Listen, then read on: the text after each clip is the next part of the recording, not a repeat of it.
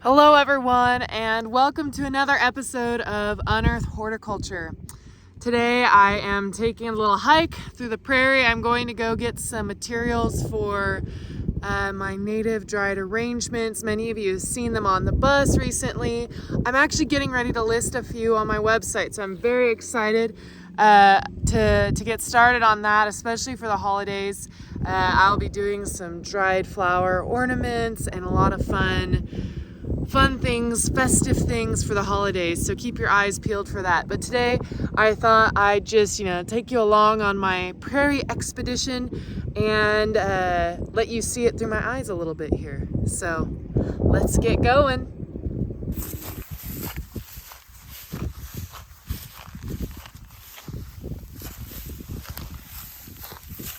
Okay, first thing I wanted to look at here, I've got some beautiful Liatris that has just finished its blooming cycle, but I wanted to show you its beautiful red stem and leaves as this plant senesces. It's really quite lovely. When I'm picking wildflowers for dried arrangements, I like to harvest them at all points of their life because they look so much different. Maybe when they're about to bloom, when they are at peak blooming, and then at the end when they're starting to senesce. I really especially love seeing the seed pods and different coloring that appears in plants as they start to senesce. So you'll definitely see some of those in my dried arrangements here. As I was harvesting and stripping this goldenrod, this solidago, I was thinking about what I was noticing on it. I was noticing there's actually a lot of rust on the lower leaves. And one thing that I don't think that we think about often enough is that plant pathogens, fungus and rusts, they actually exist out in nature, I know that seems obvious to think about, but we don't think about it very often. We always think about pathogens and the struggle we have with diseases and fungus, molds, bacterium in our vegetable, our agronomic crops, our ornamental gardens, but we don't think about them out in nature and what a vital role they play in our ecosystems. The other thing I was noticing is how wonderful this goldenrod smells, and I know it's full of pollen, but it's worth it because it actually has a really nice sweet smell. This is gonna go be dried though, so it won't be pollinating and causing allergies very much longer. All right, so right here it looks like we got some goldenrod that's already finished its blooming cycle. It's gone out to seed and has this really nice fluffy teddy bear look to it.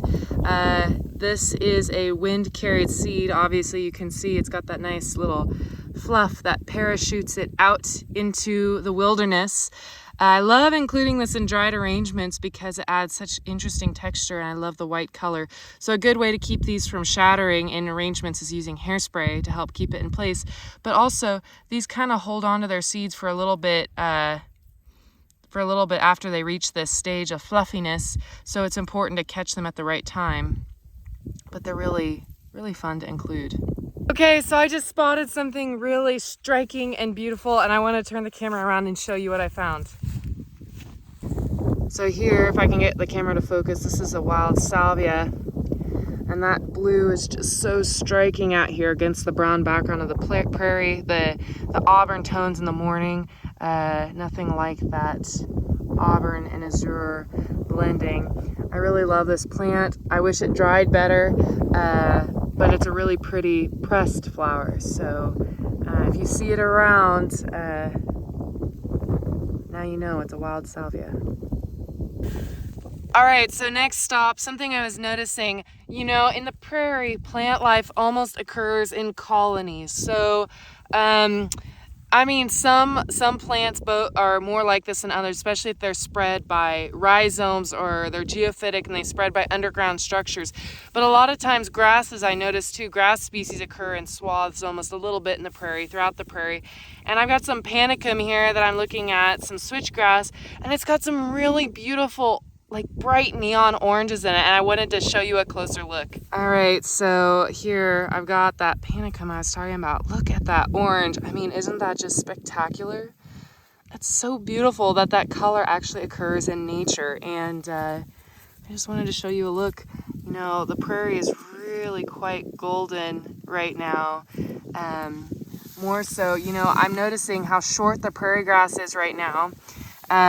Usually by this time of year, we've had enough rain that we get quite tall, and there's a lot more grass heads. A lot of the grass didn't actually head out in the natural native prairies this year because they just were so drought stricken. So that's one thing you don't think about with drought. Grass isn't as ready to head out because of it. Okay, so I happened upon this beautiful little aster here. The bugs were just flocking to it, the butterflies especially here. This aster is quite something. So asters are some of the last things to actually bloom in our prairies, believe it or not. So a lot of people, you can buy asters during mum season. They have a lot of the purples in their family. But asters are quite native to Kansas, and this is a really unique one. I honestly don't know what this species is, so I'm going to have to look it up when I get back, and I really love it. It's really quite interesting, its growth habit, so stay tuned.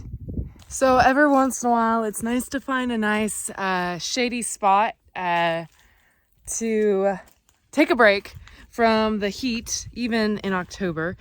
And I love Osage orange trees. Now, if you know Osage oranges, so they're actually commonly known as hedge apple trees because they have these really green, bulbous, monkey brain, I've heard them called hedge apples, the fruit, in the fall especially. And Osage oranges are very thorny, so they were used early on as hedgerows to keep livestock in areas, and then they spread and kind of they spread into our prairies, and you'll find clusters of them every once in a while if farmers haven't cleared them out.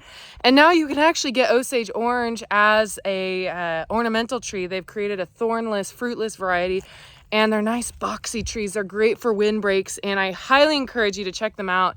There's a cultivar called White Spire. It's really quite lovely, and let me show you why Osage oranges are so desirable. All right, so I'm here underneath an Osage orange, and you can see the cattle have been in here taking shelter from the sun over the summer. And this is why, my friends, I love Osage orange. You can see why they get their name. Look at that cinnamon colored bark as just kind of striated, and it twists up onto this tree trunk. Just look how beautiful that bark is. You know, a lot of people think about trees for their shape or their leaf color in the fall, but really what you should be paying attention to is the bark, because bark it's always there. You know, you see it in the summer, winter, no matter what time of year, and it offers a really interesting texture and color to your landscape. I really love Osage oranges for this reason. So not only do they offer really great windbreaks, they're very dense trees, they're very hardy and native, they also have really beautiful ornamental bark. You can see these surface roots growing here along here, and they have that same striated look to them. And that's just a massive oldie right there. Just beautiful. Just beautiful. Of course, this is quite old and wild, and you can see the canopy. Definitely there's some suckers here coming off this old boy here, but you know, still a beautiful tree. I mean, look at that. Look at that bark. Oh, it's just so cool. Such a cool tree. I love Osage oranges, if you can't tell. All right, so that's all I have for you in this Unearth Horticulture episode. I hope you enjoyed doing a little walkabout with me out in the prairie and seeing what I was checking out, interested in. If you have any questions or comments, let me know. Drop them in the comments below. And until next time, you've been watching Unearth Horticulture.